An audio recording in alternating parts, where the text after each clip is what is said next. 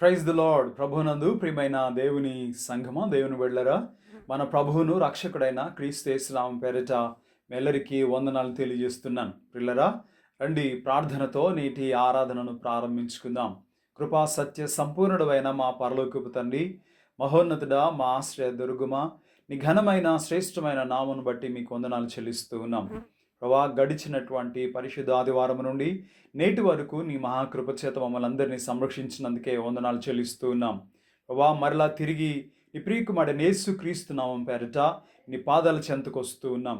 దయగలిగిన మా ప్రభా, నిన్ను స్తుతిస్తూ ఆరాధిస్తూ ఉండగా మా స్తుతుల పైన ఆశీనులు కమ్మని బ్రతిమలాడుకుంటున్నాం.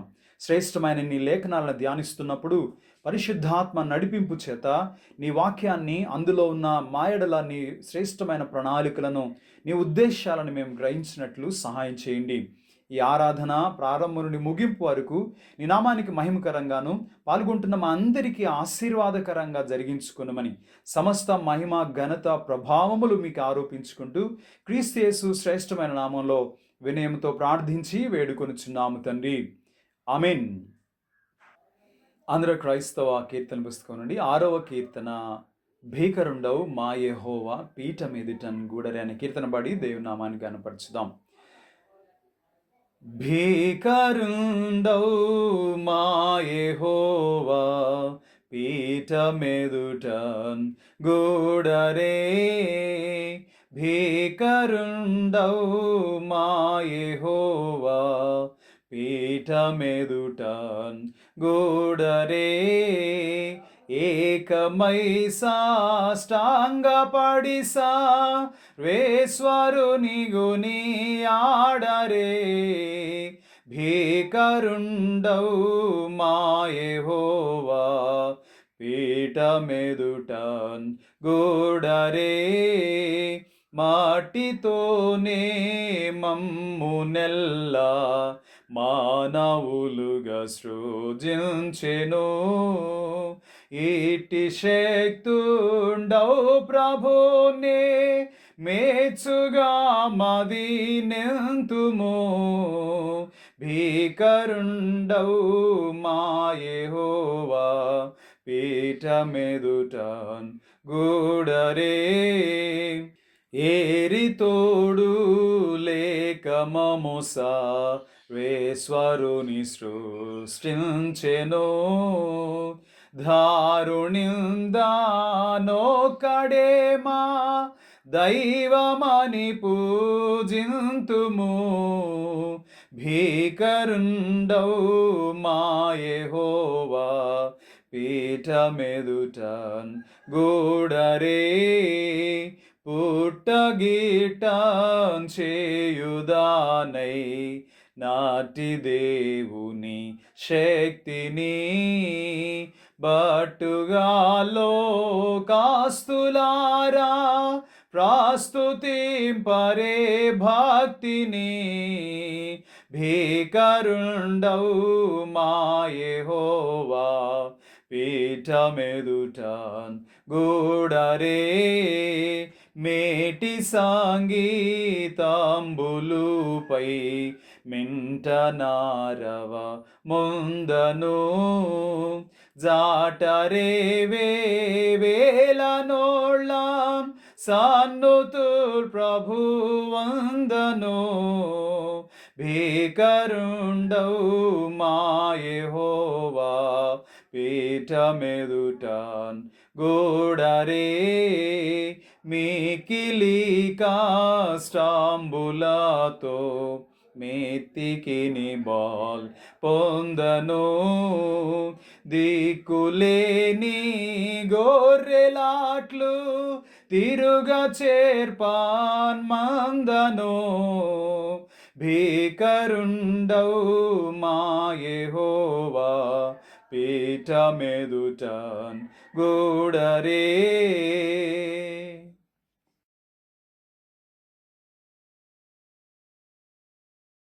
తండ్రి యొక్కయు, కుమారుని యొక్కయు, పరిశుద్ధాత్మ యొక్కయు నామమున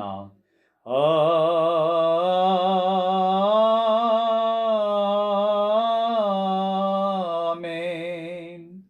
నీ వెలుగును, నీ సత్యమును బయలుదేర చేయము. అవి నాకు త్రోవ చూపును. అవి నీ పరిశుద్ధ పర్వతమునకును నీ నివాస స్థలమునకు నన్ను తోడుకొని వచ్చును. అప్పుడు నేను దేవుని బలిపీఠమునొద్దకు, నాకు ఆనంద సంతోషములు కలుగు చేయు దేవుని యొద్దకు చేరుదును. దేవా నా దేవా, సితార వాయించుచు నీకు కృతజ్ఞతాస్తుతులు చెల్లించెదను.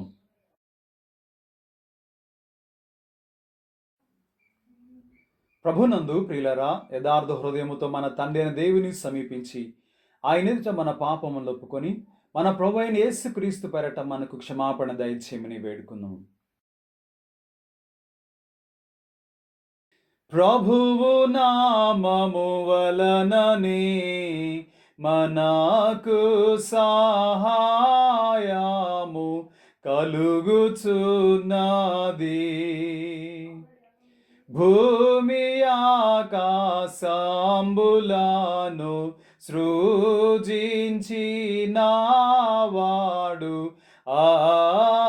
ఆయనే. ప్రభువు సన్నిధిని నాయతి క్రమములు నేను ఒప్పుకొందునను కొంటిని. నీవు నా పాపదోషము పరిహరించియున్నావు. మా సృష్టికర్తవు విమోచకుడవైన సర్వశక్తి గల దేవా, దీనులము పాపులమగు మేము స్వాభావికముగా పాపులమనియు అపవిత్రులమనియు తలంపు వలన మాట వలన క్రియ వలన నీకు విరోధముగా పాపము చేసితమనియు నీ ఎదుట ఒప్పుకొనుచున్నాము. కావున మేము మా ప్రభు అయిన యేసుక్రీస్తు ద్వారా నీ కృపను వేడుకొనుచు మితిలేని కనికరము గల నీ యొద్దకు ఆశ్రమణకై వచ్చుచున్నాము. మా కొరకు చనిపోటుకై నీ జనతకు కుమారుని ఇచ్చిన మిగులు కరుణ గల దేవా, మమ్మల్ని కనికరించి ఆయన నిమిత్తమున మా సమస్త పాపములు క్షమాపణ దయచేయము. మేము నీ కృప చేత నిత్య జీవం పొందినట్లు నిన్ను గూర్చి నీ చిత్తమును గూర్చి సరైన జ్ఞానమును నీ వాక్యమునకు తగిన విధేయతను మా యందు నీ పరిశుద్ధాత్మ వలన వృద్ధి పొందింపమని మా ప్రభు అయిన యేసుక్రీస్తు ద్వారా వేడుకొనుచున్నాము. ఆమెన్. మన పరలోకపు తండ్రి యగు సర్వశక్తి గల దేవుడు మనల్ని కనికరించి మన కొరకు చనిపోవటకే తన యొక్క కుమారునిచ్చి ఆయన మూలమున మన పాపములన్నింటినీ క్షమించుచున్నాడు. ఆయన నామమందు విశ్వాసముంచు వారికి దేవుని కుమారులకుడికి అధికారం ఇచ్చుచు వారికి తన పరిశుద్ధాత్మను అనుగ్రహించును. నమ్మి బాప్తిసం పొందినవాడు రక్షింపబడును. ఓ ప్రభువా, ఈ రక్షణ మా అందరికి దయచేయము.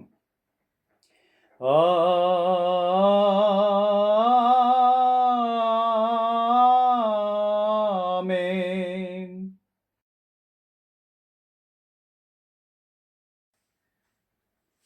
త్రిత్వం తర్వాతి 11వ ఆదివారం కొరకు ఏర్పాటు చేయబడిన ప్రారంభ గీతమును చదువుకుందాం. దేవుడు తన పరిశుద్ధాలయమందున్నాడు. దేవుడు ఏకాంగులను సంసారులుగా చేయువాడు. ఇశ్రాయేలు దేవుడే తన ప్రజలకు బల పరాక్రమములను అనుగ్రహించుచున్నాడు. దేవుడు లేచునుగాక, ఆయన శత్రువులు పారిపోదురుగాక, ఆయన ద్వేషించువారు ఆయన సన్నిధి నుండి పారిపోదురుగాక. తండ్రికిన్ కుమారునికిన్ పరిశుద్ధాత్మకును ఆది అందు ఇప్పుడు ఎల్లప్పుడు యుగయుగములందుండు నాట్లు మహిమ కలుగును గాకామెన్. ప్రభువా మమ్మును కనికరింపుము.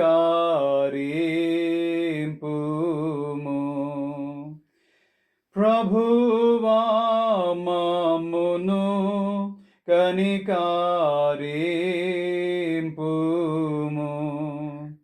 క్రీస్తు మమ్మును కనికరింపుము. క్రీస్తు మమ్మును కనికరింపుము. ప్రభువా మమ్మును కనికరింపుము.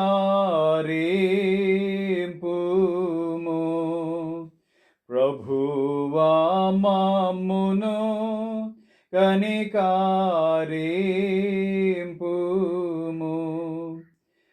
సర్వోన్నతమైన వాణిలో దేవునికి మహిమా కలుగునుగాక. దేవునికి మహిమా కలుగునుగాక. కలుగునున్నతమైన ఘనస్థలము లాందున ఇలాకు సమాధానం నరులకాయనదయా.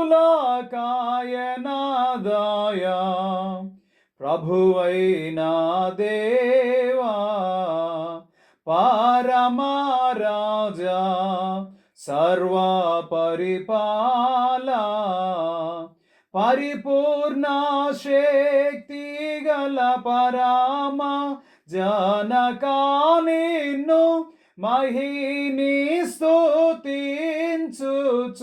మరి పొగడుచున్నాము. మహిమా పర్చుచు ఆరాధించు చున్నాము నిన్ను. మహిమాతిశయమును మదిదాలం చియు నీకు మహిని మస్తుతి కృత నెతానిచుచున్నాము.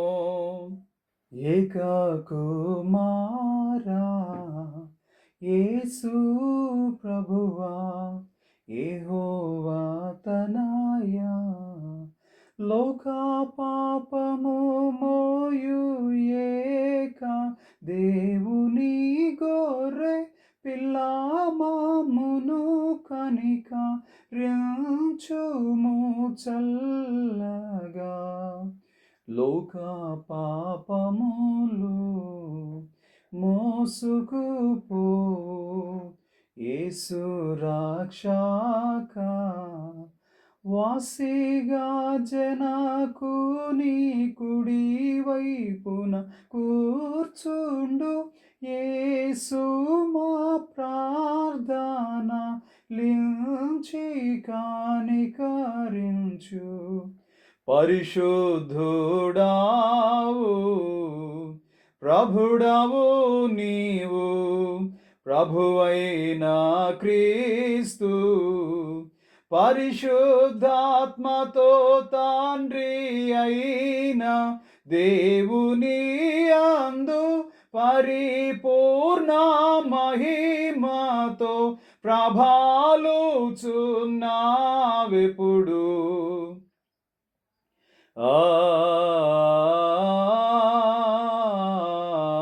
ఆమేన్. ప్రభువు మీతో నుండు గాక. మీ ఆత్మతో నుండు గాక. ప్రార్థింతుము.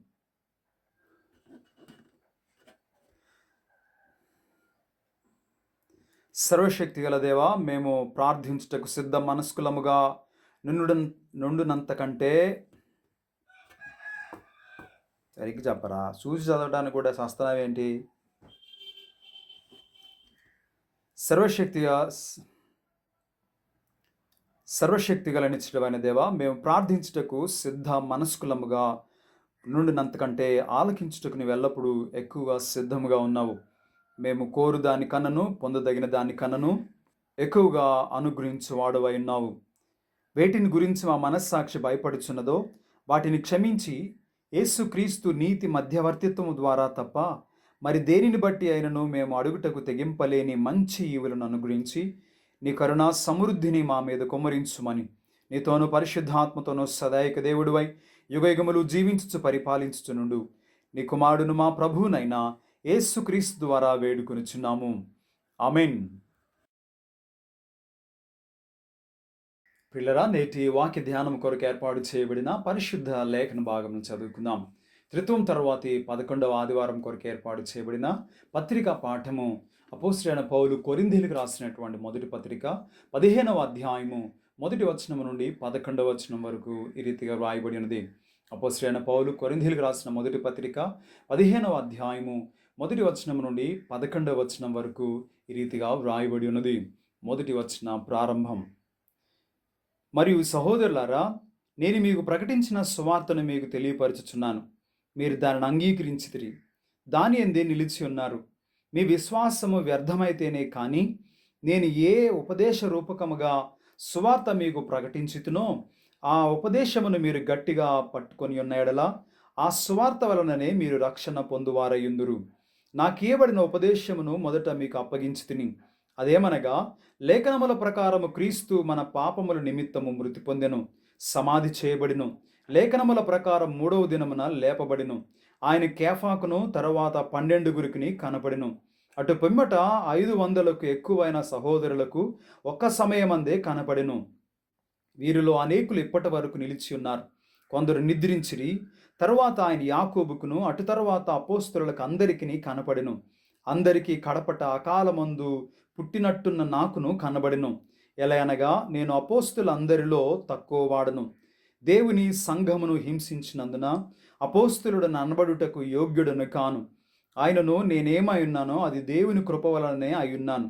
మరియు నాకు అనుగ్రహింపబడిన ఆయన కృప నిష్ఫలము కాలేదు. కానీ వారందరికంటే నేను ఎక్కువగా ప్రయాసపడినది నేను కాను, నాకు తోడయున్న దేవుని కృపయే. ఇంతటితో ఈ దినం కొరకు ఏర్పాటు చేయబడిన పత్రికా పాఠము ఇంత పర్యంతము. హల్లెలూయా హల్లెలూయా హల్లెలూయా. ఈ దినం కొరకు ఏర్పాటు చేయబడిన స్వార్థ పాఠము పరిశుద్ధుడైన లూకా రాసిన సువార్త 18వ అధ్యాయము 9వ వచనం నుండి 14వ వచనం వరకు ఈ రీతిగా వ్రాయబడి ఉన్నది. ఓ ప్రభువా, నీకు మహిమా కలుగునుగాక. ఈ దినం కొరకు ఏర్పాటు చేయబడిన సువార్త పాఠము పరిశుద్ధుడైన లూకా రాసిన సువార్త 18వ అధ్యాయము 9వ వచనం నుండి 14వ వచనం వరకు ఈ రీతిగా వ్రాయబడి ఉన్నది. 9వ వచన ప్రారంభం. తామే నీతిమంతులని తమ్ము నమ్ముకుని ఇతరులను తృణీకరించు కొందరితో ఆయన ఉపమానం చెప్పెను. ప్రార్థన చేయుటకై 2 మనుషులు దేవాలయమునకు వెళ్ళిరి. వారిలో ఒకడు పరిసయ్యుడు, ఒకడు సుంకరి. పరిసయ్యుడు నిలవబడి, దేవా, నేను చోరులను, అన్యాయస్తులను, వ్యభిచారునైన ఇతర మనుషుల వలనైనను ఈ సుంకరి వలనైనను ఉండనందుకు నీకు కృతజ్ఞతాస్తుతులు చెల్లించుచున్నాను. వారమునకు 2 మార్లు ఉపవాసం చేయొచ్చు, నా సంపాదన అంతటిలో 10వ వంతు చెల్లించుచున్నానని తనలో తాను ప్రార్థించుచుండెను. అయితే సుంకరి దూరముగా నిలుచుండి ఆకాశం వైపు కనులెత్తుటకైనను ధైర్యము చాలక రొమ్ము కొట్టుకొనుచు, దేవా, పాపినైన నన్ను కరుణించుమని పలికెను. అతని కంటే ఇతడు నీతిమంతుడిగా తీర్చబడి తన ఇంటికి వెళ్ళనని మీతో చెప్పుచున్నాను. తను తాను హెచ్చించుకొనివాడు తగ్గింపబడుననియు, తన్ను తాను తగ్గించుకొనివాడు హెచ్చింపబడుననియు చెప్పెను. ఇంతటితో దినం కొరకు ఏర్పాటు చేయబడిన సువార్త పాఠము ఇంత పర్యంతము. ఓ క్రీస్తు, నీకు స్తోత్రము కలుగునుగాక. మనమందరం కలిసి అపోస్తల విశ్వాస ప్రమాణమును మన విశ్వాసం ఒప్పుకుందాం. భూమి ఆకాశములను సృజించిన సర్వశక్తి గల తండ్రి అయిన దేవుని నమ్ముచున్నాను. ఆయన ఏక కుమారుడును మన ప్రభువు అయిన యేసుక్రీస్తు నమ్ముచున్నాను. ఈయన పరిశుద్ధాత్మ వలన గర్భము ధరింపబడి కన్య అయిన మరియకు పుట్టి పొంతి పిలాతు అధికారం క్రింద శ్రమపడి సిలువ వేయబడి చనిపోయి సమాధి చేయబడిననియు, అదృశ్య లోకములోనికి దిగిననియు, చనిపోయిన వారిలో నుండి 3వ దినమున లేచి పరలోకమునకెక్కి సర్వశక్తి గల తండ్రి అయిన దేవుని కుడి చేతి వైపున కూర్చుని ఉన్నాడనియు, సజీవులకును మృతులకును తీర్పు చేయుటకు అక్కడను వచ్చినని నమ్ముచున్నాను. పరిశుద్ధాత్మను నమ్ముచున్నాను. పరిశుద్ధ క్రైస్తవ సంఘమగు పరిశుద్ధుల సహవాసమును, పాపక్షమాపణయు, శరీర పునరుత్థానమును, నిత్య జీవమును ఉన్నవని నమ్ముచూ ఉన్నాను. ఆమెన్. ప్రభునందు ప్రియులరా, ఆంధ్ర క్రైస్తవ కీర్తన పుస్తకం నుండి 16వ కీర్తన. యెహోవా నా మొర లాలించెను. అనే కీర్తన పాడి దేవుని నామాన్ని గణపరచుదాం. యెహోవా నా మొరలాలించెను, తన మహాదయను నన్ను గణించెను, తన మహాదయను నన్ను గణించెను. అహర్నిశలదీనహీనుడగునా దుహాయనేడు ధ్వని గ్రహించి మనిపెను. యెహోవా నా మొరలాలించెను, తన మహాదయను నన్ను గణించెను, తన మహాదయను నన్ను గణించెను. పిచాచి గడిమి బడగొట్టెను, తన వశాన నన్ను నిలువబెట్టెను, తన వశాన నన్ను నిలువబెట్టెను. ప్రశాంత మధుర సువిశేష వాక్ఫల నిశాంతమున చేర్చి సేదది చెను. యెహోవా నా మొరలాలించెను, తన మహాదయను నన్ను గణించెను, తన మహాదయను నన్ను గణించెను. మదావళము బోలు నామదింతన ప్రదీప్త వాక్యం కుసాహతిన్, తన ప్రదీప్త వాక్యం కుసాహతిన్. యెదేచలాన్నియుగుదించి పాపపు మొదల్ తుదల్ నరికి దరికి చేర్చెను. యెహోవా నా మొరలాలించెను, తన మహాదయను నన్ను గణించెను, తన మహాదయను నన్ను గణించెను. అనీతి వస్త్రమెడలించెను, యేసునాథు రక్తమున ముంచెను, యేసునాథు రక్తమున ముంచెను. వినూత్నయాత్నమెదను నీయన్నడు గనల్ వినల్ ప్రేమ నాకు చూపెను. యెహోవా నా మొరలాలించెను, తన మహాదయను నన్ను గణించెను, తన మహాదయను నన్ను గణించెను. విలాపములకు చెవినిచ్చెను, శ్రమ కలాపములకు సెలవిచ్చెను, శ్రమ కలాపములకు సెలవిచ్చెను. శిలానగము పైకి లాగినను సుఖ కళావళుల్ మనసులోన నిలిపెను. యెహోవా నా మొరలాలించెను, తన మహాదయను నన్ను గణించెను, తన మహాదయను నన్ను గణించెను. అగణ్య పాపియని త్రోయక నన్ను గూర్చి తన సుతుని దాచక, నన్ను గూర్చి తన సుతుని దాచక. తెగించి మృతి కోపగించి పాపపు నెగుదిగు సొగసుగాణనంచెను. యెహోవా నా మొరలాలించెను, తన మహాదయను నన్ను గణించెను, తన మహాదయను నన్ను గణించెను. Praise the lord. ప్రభునందు ప్రియమైన దేవుని సంగమ, దేవుని బిళ్ళరా, మన ప్రభువును రక్షకుడైన యేసుక్రీస్తు నామం పేరట మరొకసారి మీ అందరికీ వందనాలు తెలియజేస్తున్నాను. పిల్లరా, ఈరోజు మనము త్రిత్వం తరువాతి 11వ ఆదివారంలో ఉన్నాం. ఈ ప్రత్యేకమైన సమయానికి మనలందరినీ కూడా దేవుడు తన మహాకృప చేత ఆయన సన్నిధానంలో చేర్చిన విధానాన్ని బట్టి దేవదేవునికి వందనాలు, స్తుతులు, స్తోత్రాలు చెల్లిస్తూ ఉన్నాను. ప్రియమైన వాళ్ళరా, ఈరోజు మనము చదువుకునేటువంటి లేఖన భాగాల్లో నుండి కొద్ది నిమిషాలు దేవుని వాక్యాన్ని ధ్యానించడానికి ప్రయత్నం చేద్దాం. మొదటిగా మనం చదువుకున్న పత్రికా పాఠము అపోస్తలుడైన పౌలు కొరింథీయులకు రాసినటువంటి మొదటి పత్రిక 15వ అధ్యాయము మొదటి 11 వచనాలు జ్ఞాపకం చేసుకుందాం. ప్రియులారా, ఇందులో అపోస్తలుడైన పౌలు తను ప్రకటించినటువంటి సువార్త ఏమిటి, సువార్త యొక్క ఉద్దేశం ఏంటి అందులో ఏమున్నది అన్న విషయాన్ని ఇక్కడ పౌలు జ్ఞాపకం చేస్తున్నాడు. ప్రియులారా, ఆ సువార్త మనల్ని ప్రభు దగ్గరికి విశ్వాసముతో తీసుకురావడానికి సహాయపడింది అని పౌలు ఈ పత్రిక ద్వారా ఆయన ప్రకటించటం మనం చూస్తాం. ఇక సువార్త పాఠంలోనికి వెళ్తే యేసుక్రీస్తు ప్రభువారు తామే నీతిమంతులం అనుకొని ఇతరులను తృణీకరించేటువంటి కొంతమందిని గురించి ఆయన ఒక ఉపమానం చెప్పాడు. ఇద్దరు వ్యక్తులు దేవాలయంలోనికి వెళ్ళారు దేవుని ఆరాధించడానికి. వాళ్ళల్లో ఒకడు పరిసయ్యుడు, మరొకడు సుంకరి. పరిసయ్యుడు లోపల నిలబడి, అయ్యా, నేను పాపుల్లాగా, వేసిల్లాగా, బయట ఉన్న సుంకర్లాగా ఉన్నందుకు నీ కృతజ్ఞతాస్తులు చెల్లిస్తున్నాను. అంతేకాకుండా వారానికి 2 సార్లు ఉపవాసం ఉంటున్నాను, నా నా యొక్క సంపాదన అంతటిలో దశం భాగం ఇస్తున్నాను అని ఆయన తనను తాను దేవుని సన్నిధానంలో గొప్ప చేసుకొని మాట్లాడడం మనం చూస్తాం.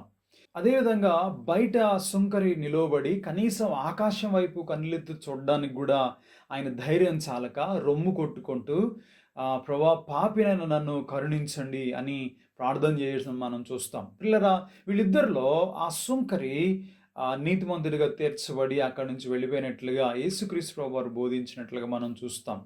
ఈ ఇద్దరు వ్యక్తుల్లో పరిసయ్యుడు తాను చేస్తున్నటువంటి పనులను బట్టి తను నీతిమంతుణ్ణి అని అనుకుంటున్నాడు. కానీ యేసుక్రీస్తు ప్రభువారు అంటున్నాడు, నీ పాపము పరిహరించబడటం ద్వారా నువ్వు నీతిమంతుడిగా తీర్చబడతావు. సో నా ప్రియమైన వాళ్ళారా, ఈ 2 లేఖనాల ద్వారా ఈరోజు దేవుడు మనతో ఏం మాట్లాడినాయన్నాడో దాన్ని కొద్ది నిమిషాలు ధ్యానించడానికి ప్రయత్నం చేద్దాం. ఈరోజు మన వాక్య ధ్యానాంశము foundations of our faith, foundations of our salvation. So మన రక్షణకు, మన విశ్వాసానికి పునాదులు అన్న విషయాన్ని కొద్ది నిమిషాలు ధ్యానించడానికి ప్రయత్నం చేద్దాం. ప్రార్థన చేద్దాం. రండి, తలలో ఉంచండి, కళ్ళు మూసుకునండి.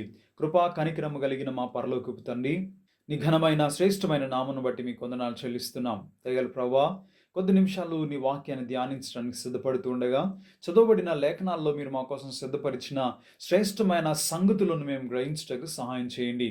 వినగలిగిన చెవులను, అర్థం చేసుకోగలిగిన హృదయాలను మాకు దయచేయండి. ప్రభువా, నీ బిడ్డల ముందు నీ పక్షంగా నిలబడుతుండగా మీ ఆత్మ నడిపింపును నాయన మాకు అనుగ్రహించండి. మీ చేతిలో సాధనంగా మమ్మల్ని వాడుకొనమని క్రీస్తు యేసు శ్రేష్టమైన నామంలో వినయంతో ప్రార్థించి వేడుకొనిచున్నాం తండ్రి. ఆమేన్. ప్రియమైన దేవుని బిడ్డలారా, ఈరోజు మన వాక్య ధ్యానాంశం ఫౌండేషన్స్ ఆఫ్ యువర్ సాల్వేషన్, మన రక్షణకు పునాదులు అన్న విషయాన్ని కొద్ది నిమిషాలు మనం ధ్యానించడానికి ప్రయత్నం చేద్దాం. ప్రియమైన దేవుని బిడ్డ, ఒక దినాన్న ఇద్దరు వ్యక్తులు దేవాలయానికి వెళ్ళారు దేవుని ఆరాధించడానికి. ఒకడేమో పరిసయ్యుడు. తను చేస్తున్నటువంటి పనులను బట్టి, తన ఉపవాసాలను బట్టి, తన దశంభాగాలను బట్టి దేవుని కృతజ్ఞతాస్తులు చెల్లిస్తున్నాడు. తనను తాను నీతిమంతుణ్ణి అని చెప్పుకోవడానికి ప్రయత్నం చేస్తున్నాడు. కానీ సుంకరి దేవుని వైపు చూడడానికి కూడా ధైర్యం చాలక, ఆయన పాపినైన నన్ను కరుణించువా ప్రభువా అని ప్రార్థన చేయడం మనం చూస్తున్నాం.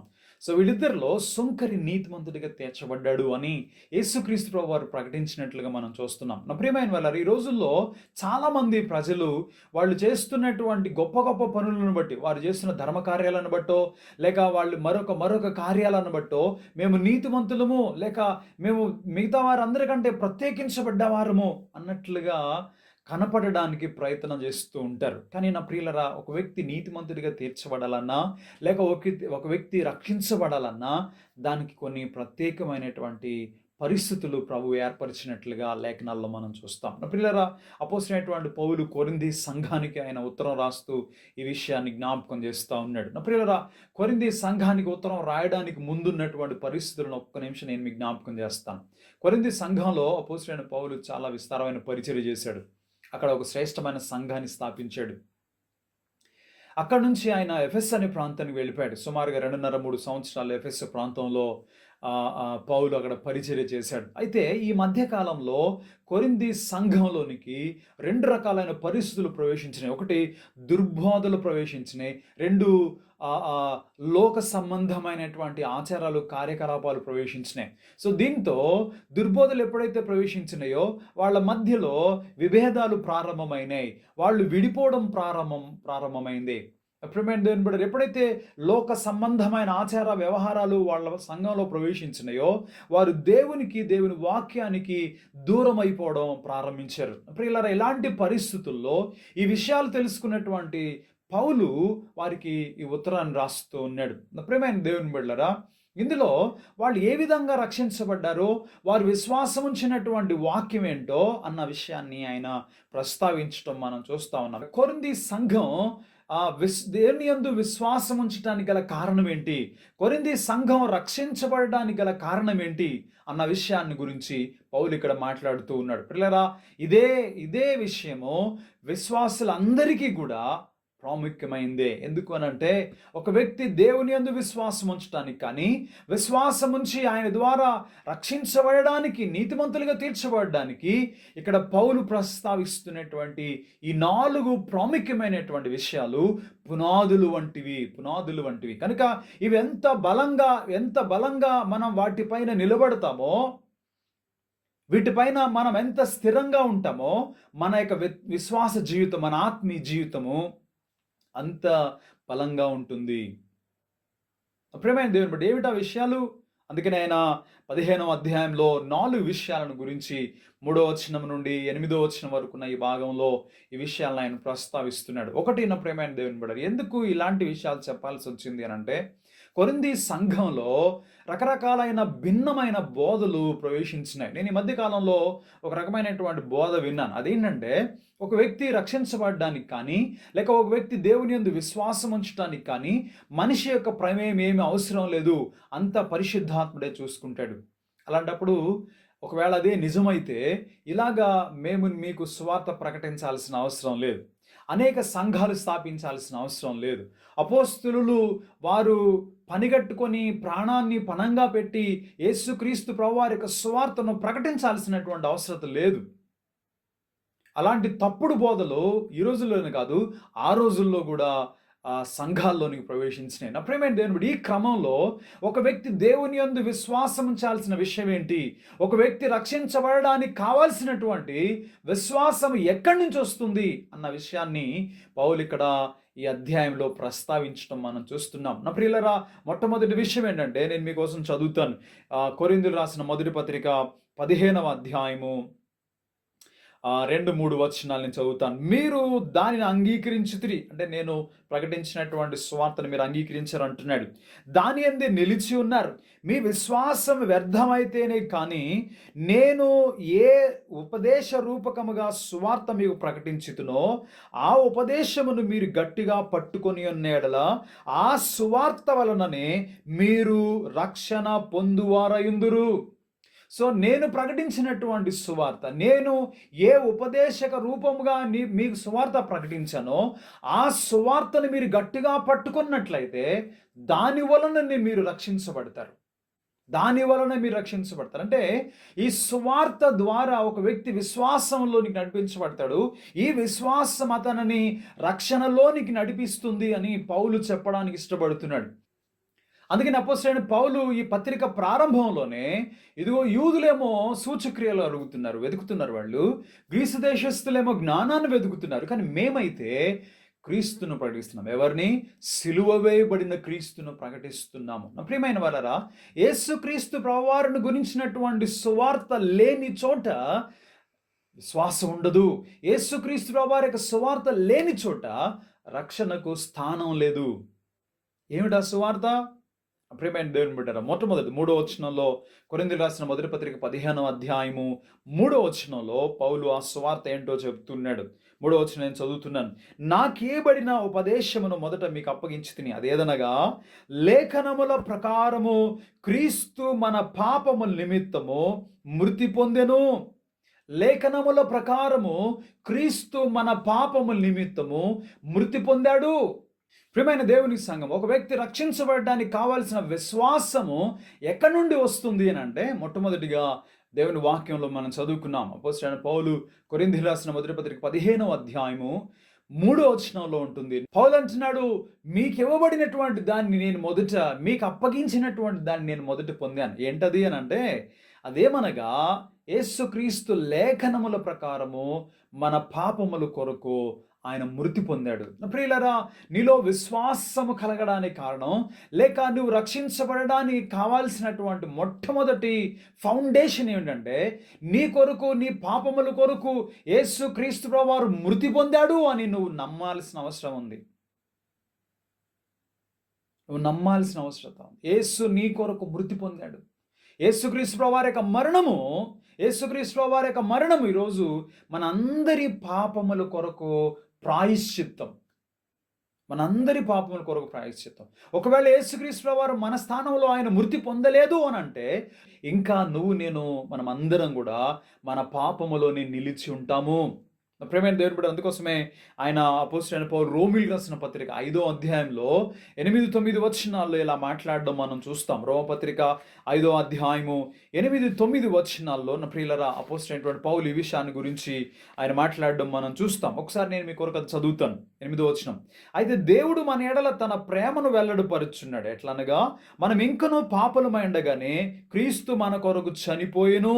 మనం ఇంకనూ పాపులమై ఉండగానే క్రీస్తు మన కొరకు చనిపోయాను. కాబట్టి ఆయన రక్తము వలన ఇప్పుడు నీతిమంతులుగా తీర్చబడి మరింత నిశ్చయముగా ఆయన ద్వారా ఉగ్రత నుండి రక్షింపబడుదుము.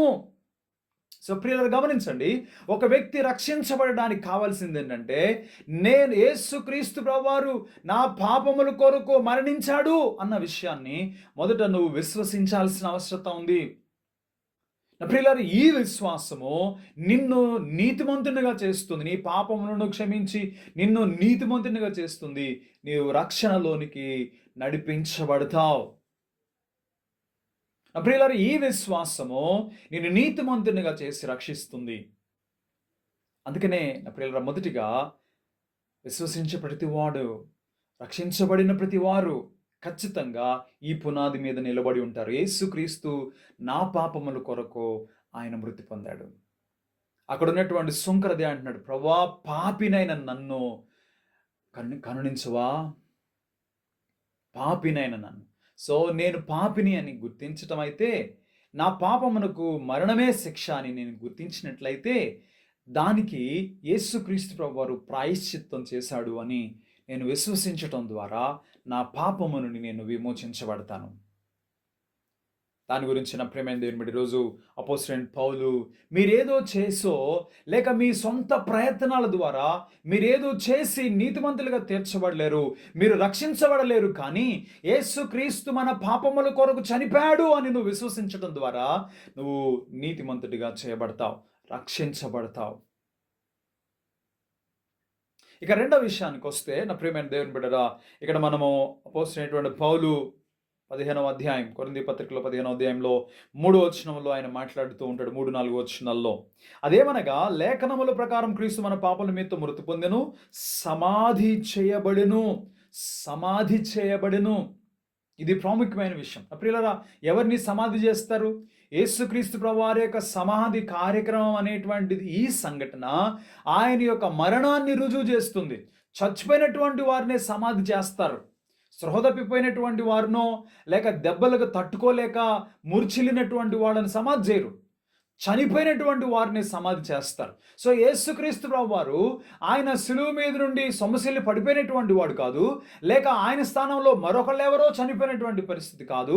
యేసుక్రీస్తు మాత్రమే తనకు తానుగా శిలువ మీద బలిగా అర్పించబడ్డాడు అన్న విషయాన్ని ఆయన సమాధి కార్యక్రమం నిర్ధారిస్తుంది. ఆయన మరణాన్ని సమాధి సంపూర్ణం చేస్తుంది. అందుకని ఈరోజు యేసుక్రీస్తు ప్రభువుని నమ్ముకున్న మనం అందరం కూడా దానికి సాదృశ్యంగా బాప్తిసం పొందుతున్నాం. నేను చెప్పట్లేదు అన్నమాట, దేవుని వాక్యం సెలవిస్తాం. రోమపత్రిక 6వ అధ్యాయము 4వ వచనంలో ఇలా ఉంటుంది. అపోస్తలుడైన పౌలు రోమీయులకు రాసిన పత్రిక 6వ అధ్యాయం 4వ వచనం. కాబట్టి తండ్రి మహిమ వలన క్రీస్తు మృతులలో నుండి ఎలాగ లేపబడినో అలాగే మనము నూతన జీవం పొందిన వారమై నడుచుకున్నట్లు మనము బాప్తిస్మము వలన మరణములో పాలు పొందుటకై ఆయనతో కూడా పాతి పెట్టబడ్డాము.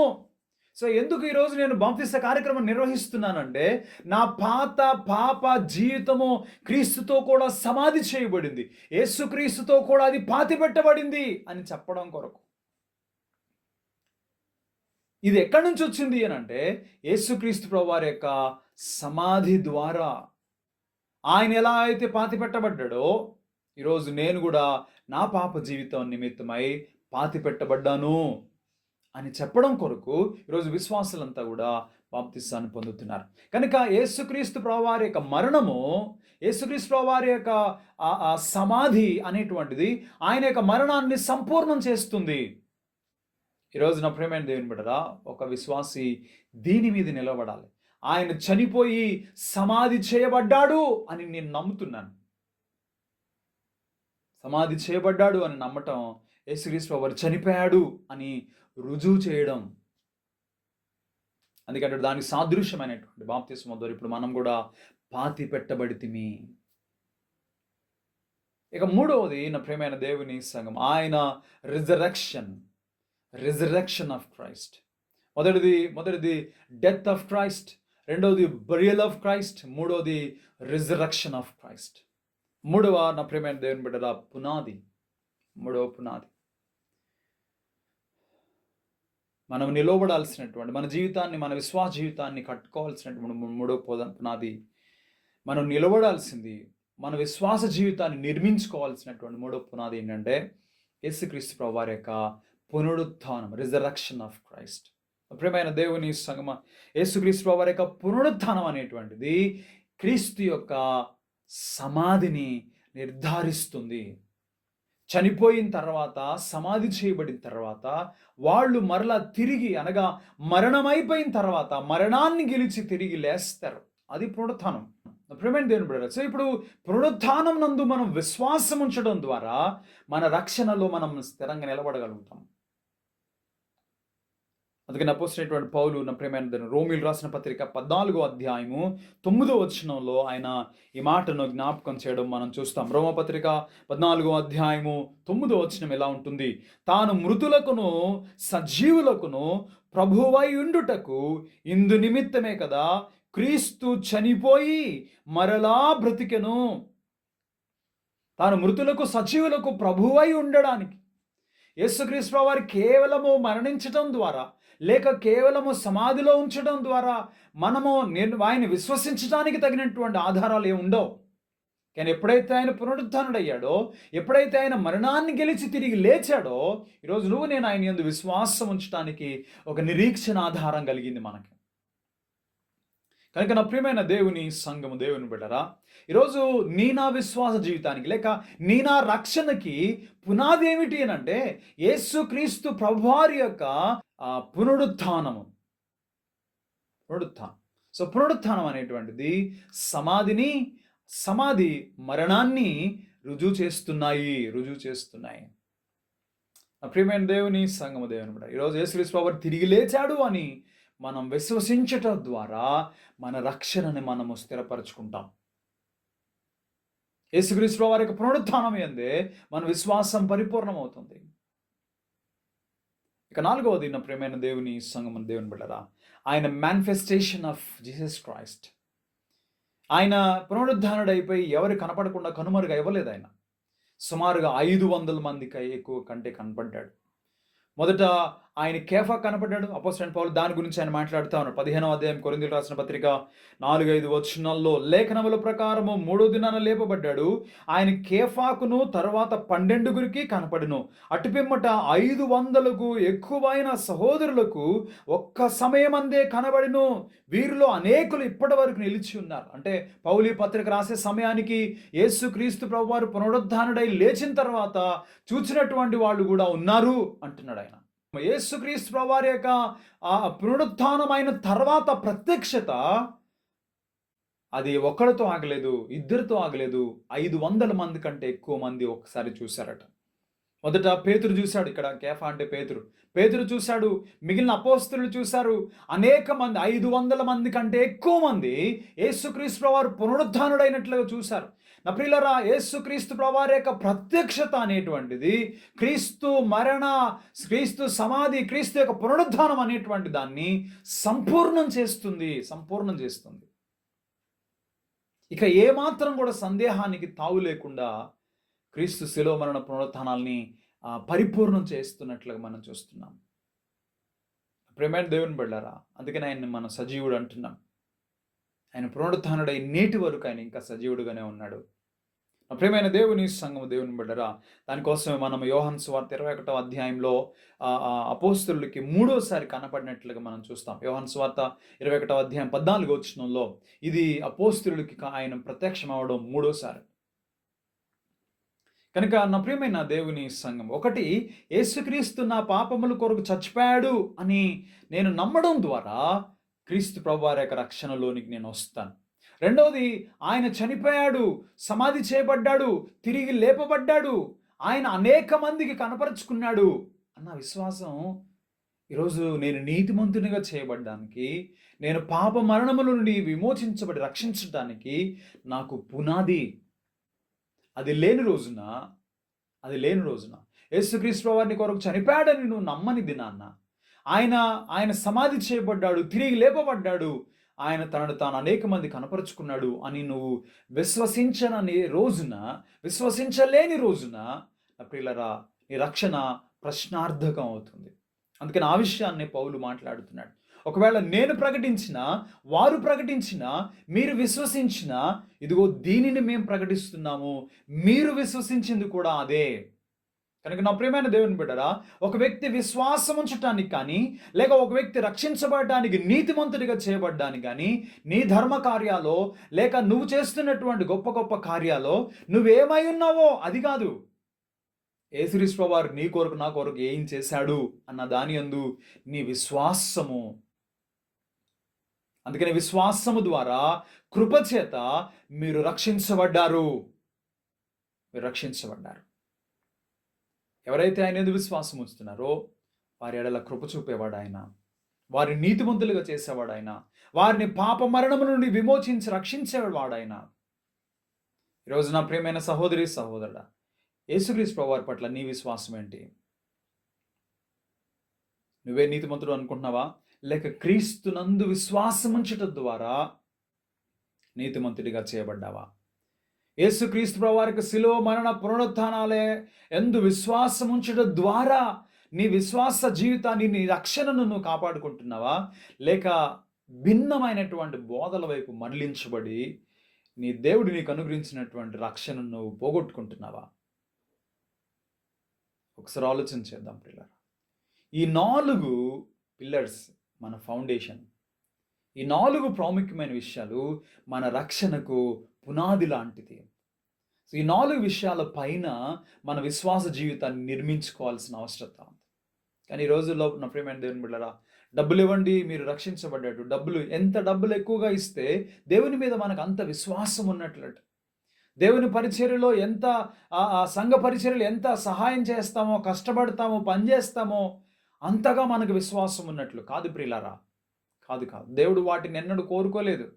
ఆయన కోరుకుంటుంది ఏంటంటే, ఆయన శిలువ మరణ పునరుత్థానాల యందు విశ్వాసం ఉంచండి.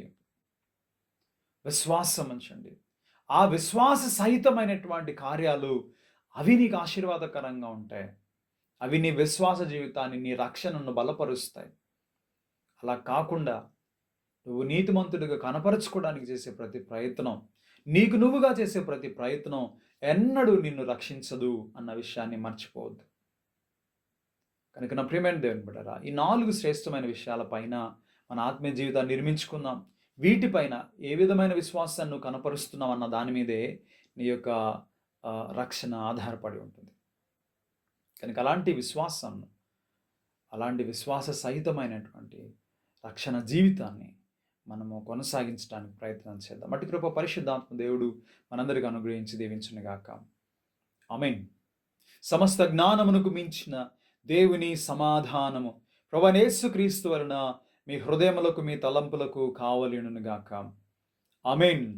దేవా నాయందు శుద్ధ హృదయము కలుగా చేయుము, నాయంతరంగములో స్థిరమైన మనసును తనముగా పుట్టించుము, నీ సన్నిధానములో నుండి నన్ను త్రోసివేయకుము, నీ పరిశుద్ధాత్మను నా యొద్ద నుండి తీసివేయకుము. నిరాక్షణానందము